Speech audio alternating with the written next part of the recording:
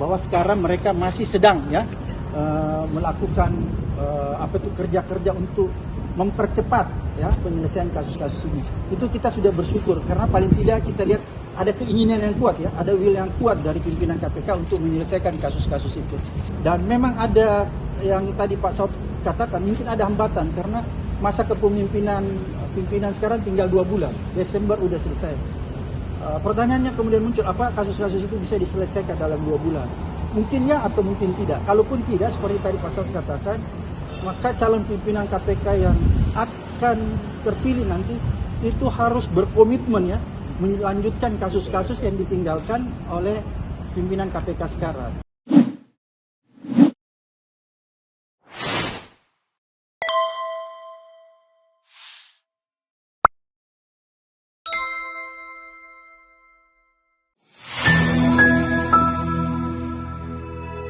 Refli Harun Channel, nggak ada basa-basi, nggak sekedar kritik sana sini. Refli Harun Channel, kritis tapi tidak apatis, oposisi tapi kasih solusi. Refli Harun Channel, selalu terdepan dalam ulasan, berita nggak asal-asalan. Refli Harun Channel, setiap masalah diulas cerdas, ini channel memang keren cerdas. Subscribe, like, comment, and share. Oleh Badrun, dosen UNJ, sudah dilaporkan 2 tahun yang lalu. Kemudian kasus yang dilaporkan Pak Petrus dari PPDI, kemudian dari teman-teman lain Pak Marwan, kemudian kasus-kasus yang dilaporkan yang tadi kita diskusikan adalah kasus-kasus yang diduga melibatkan keluarga Mulyono, ya. Jadi kita diskusikan di dalam. Kita mempertanyakan kepada pimpinan KPK sejauh mana kasus-kasus ini ditindaklanjuti, karena kita melihat ada rentang waktu yang sudah cukup lama ya. Sebagai mantan pimpinan KPK saya bisa menghitung bahwa ini sudah cukup lama dan kelihatannya harusnya ya, kalau ideal itu sudah bisa ditingkatkan ke penyelidikan. Tapi lagi-lagi dalam diskusi dengan pimpinan KPK ada hambatan-hambatan tertentu, tapi yang jelas ada angin segar karena pimpinan KPK ya menyatakan kesiapannya ya untuk menindaklanjuti seluruh kasus-kasus seperti yang tadi saya sampaikan. Walaupun dia tidak bisa memberikan kepastian tentang rentang waktu menyelesaikan perkara itu, tapi dia berjanji akan menyelesaikan. Itu janji pimpinan KPK. Oleh sebab itu ini kita menganggap suatu hal yang positif.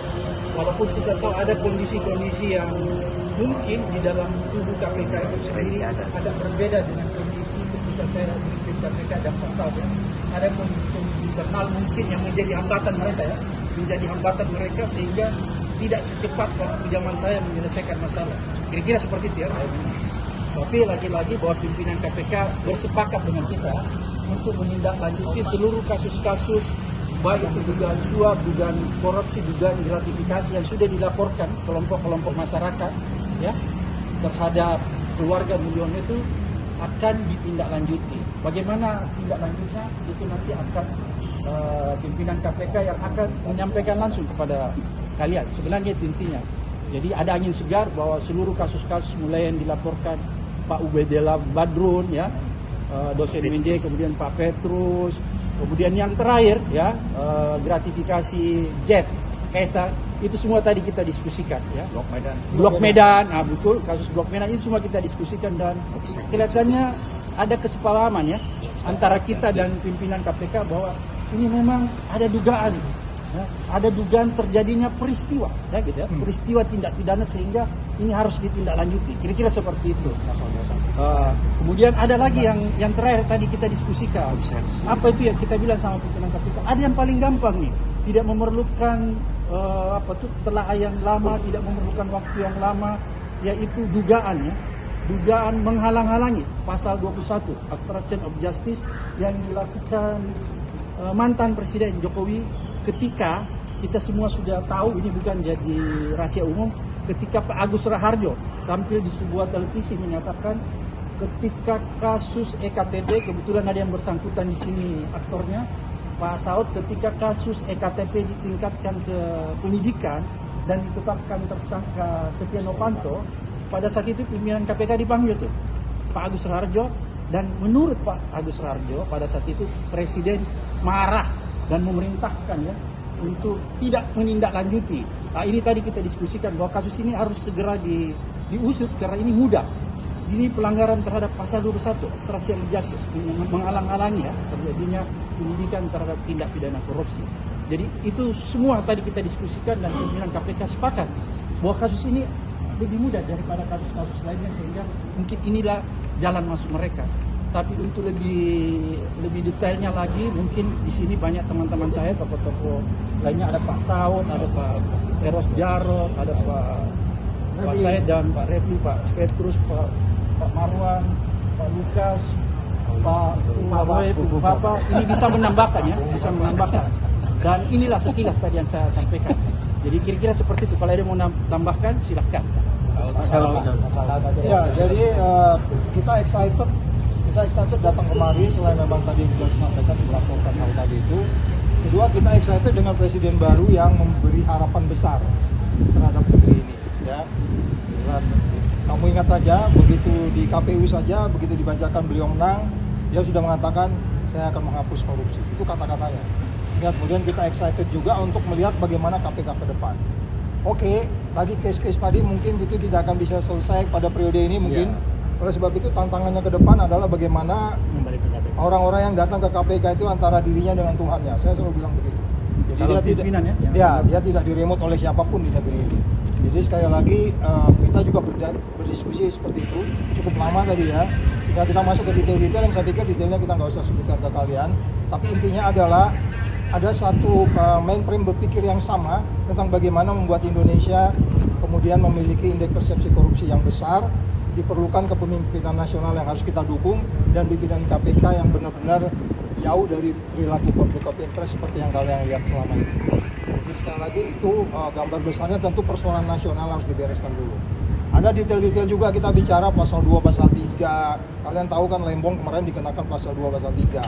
Pasal 2, pasal 3 itu memang tidak bicara kerugian negara, tapi ada bicara mens rea. Jadi kemudian ada detail-detail yang kita bahas juga tentang bagaimana kita menerapkan pasal yang sama yang diterapkan terhadap Lembong diterapkan kepada siapapun di negeri ini.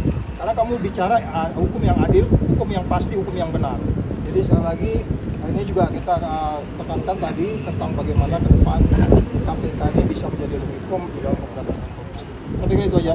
Oke, cukup ya. Tadi nggak melaporkan laporan baru, hanya diskusi aja gitu. Jadi begini, kan itu laporan-laporan udah lama disampaikan, ada dari Pak Marwan, ada dari Pak Petrus, ada dari Pak Ubedillah Badrun. Semua kasus-kasus yang dilaporkan itu adalah kasus-kasus dugaan korupsi dan gratifikasi yang melibatkan keluarga serta Roni Mulyono. Kita pertanyakan, ini sudah ada 3 tahun, 2 tahun ya, itu sejauh mana? Tadi sudah dijawab oleh pimpinan KPK bahwa sekarang mereka masih sedang ya melakukan kerja-kerja untuk mempercepat ya penyelesaian kasus-kasus ini. Itu kita sudah bersyukur karena paling tidak kita lihat ada keinginan yang kuat ya, ada will yang kuat dari pimpinan KPK untuk menyelesaikan kasus-kasus itu. Apalagi tadi dalam diskusi Pak Saud dan tokoh-tokoh lain menyatakan sekarang sudah tidak ada kendala psikologis lagi untuk memeriksa orang-orang yang misalnya tadi sebagai pengusaha kan sudah berhenti sekarang. Jadi udah tidak ada kendala aturan untuk memanggil. Itu tadi kita diskusikan. Dan memang ada yang tadi Pak Saud katakan mungkin ada hambatan karena masa kepemimpinan sekarang tinggal 2 bulan. Desember udah selesai. Pertanyaannya kemudian muncul, apa kasus-kasus itu bisa diselesaikan dalam 2 bulan? Mungkin ya atau mungkin tidak. Kalaupun tidak, seperti tadi Pak Saud katakan, maka calon pimpinan KPK yang akan terpilih nanti itu harus berkomitmen ya melanjutkan kasus-kasus yang ditinggalkan oleh pimpinan KPK sekarang.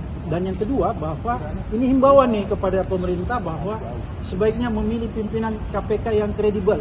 Itu pertama. Kemudian yang kedua, kalaupun bisa sebenarnya, kalaupun di antara 10 orang ini kita melihat belum bisa diharapkan, maka kita mendorong pemerintah, karena ini ada aturannya, bahwa pemerintah bisa menganulir, ya, bisa membuat pansel ulang, ya, membentuk pansel ulang dan melakukan seleksi ulang untuk calon pimpinan KPK. Ini belum terlambat. Kalau kita ingin menghasilkan pimpinan KPK yang kredibel, itu tadi yang kita diskusikan. Pak, ini Pak, mengenai mengenai tadi pemerintah bisa melakukan pemilihan ulang itu setelah 10 calon ini ditetapkan atau sebelum ditetapkan? Apabila pemerintah ingin membuat pansel ulang itu? Ya sekarang kan tinggal 10 ya. Sekarang pemerintah sudah menetapkan, katakanlah begitu ya. Kemudian nanti diserahkan ke DPR. Bisa pada saat sekarang atau walaupun sudah sampai ke DPR, kalau pemerintah punya keinginan yang kuat ya dan melihat bahwa ada kondisi setelah menelusuri, memprofiling ke 10 orang ini ternyata orang-orang ini belum bisa diharapkan maksimal, maka dia bisa membentuk pansel baru Dari awal. dari awal. Habis 50 hari ya. Iya, kan bisa, pasti bisa. Ini kan masih 2 bulan, pasti bisa. Dari yang admin sudah masuk aja bisa.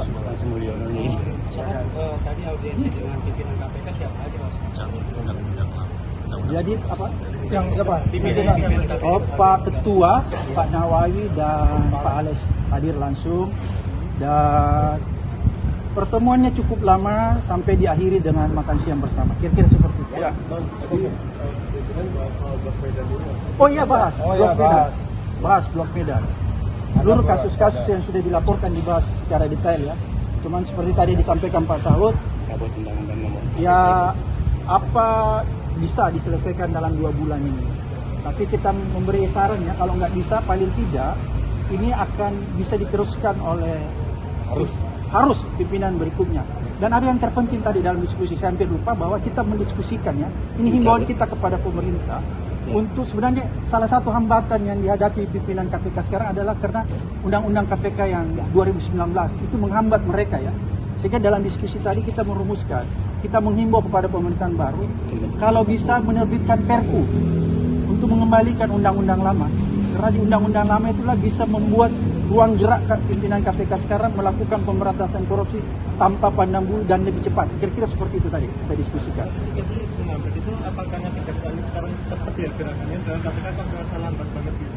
Ya, kita tidak membicarakan tentang kenapa KPK lambat, kenapa kejaksaan cepat, tapi kita membicarakan bahwa salah satu faktor KPK tidak seperti dulu adalah undang-undangnya. Kira-kira seperti itu.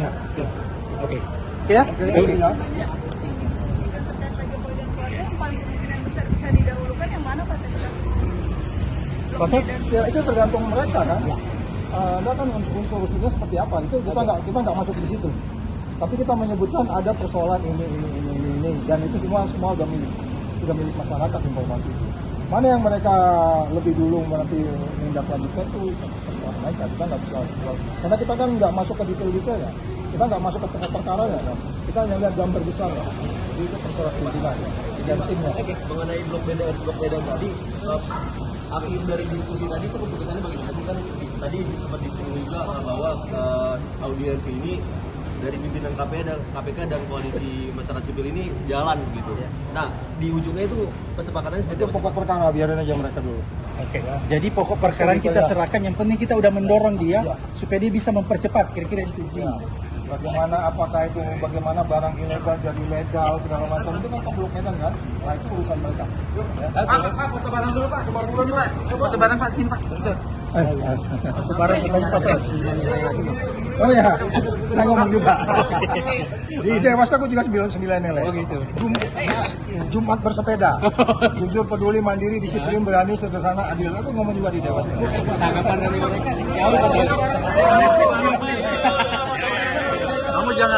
Kamu jangan video terus, kamu ikut dah.